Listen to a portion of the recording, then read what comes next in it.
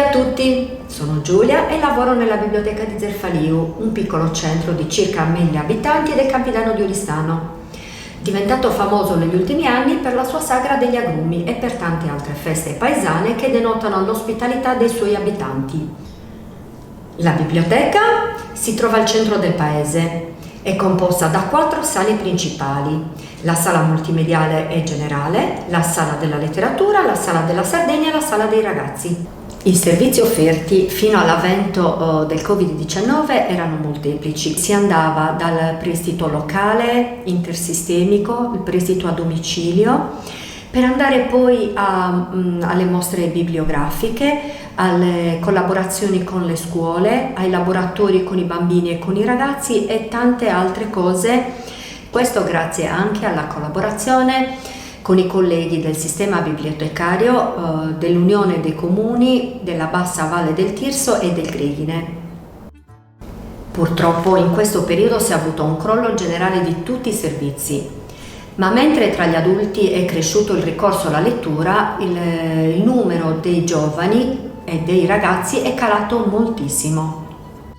Ed è per questo che oggi voglio consigliarvi dei libri per ragazzi, perché credo che il nostro futuro siano i giovani, che però vanno opportunamente supportati ed educati nella loro formazione. Perché, come diceva Piero Angela, cosa ce ne facciamo di giovani che hanno eccellenze scolastiche con 10, 9, 8 nelle pagelle, quando poi non sono in grado di capire un bisogno e supportare un loro amico? Vi presento Il linguaggio delle emozioni, a cura di Barbara Franco, edizioni Gribaudo.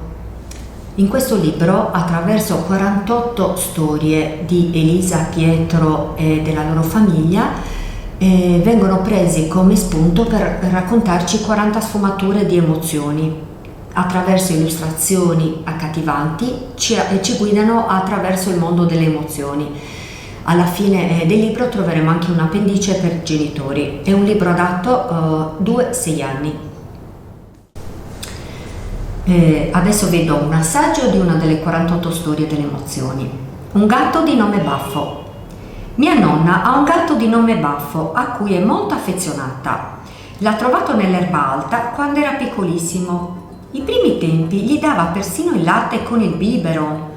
Poi il gatto è cresciuto e adesso segue la nonna dappertutto. Le fa molta compagnia, specialmente quando il nonno è nell'orto o la sera, mentre lei lavora a maglia nella sua poltrona preferita.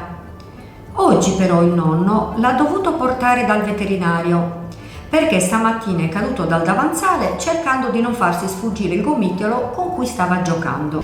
Il nonno è uscito da casa da pochissimo tempo e la nonna lo sta già chiamando al cellulare per sapere se ci sono novità. Il nonno non risponde e lei non si dà pace. Ogni tanto sospira, poi guarda l'orologio e scuote la testa. Ma dove è finito? È via da più di un'ora. Ed ecco che si alza, va alla finestra e guarda fuori. Spero di avervi incuriosito con questo spunto di lettura, ma tante altre opere vi aspettano in biblioteca.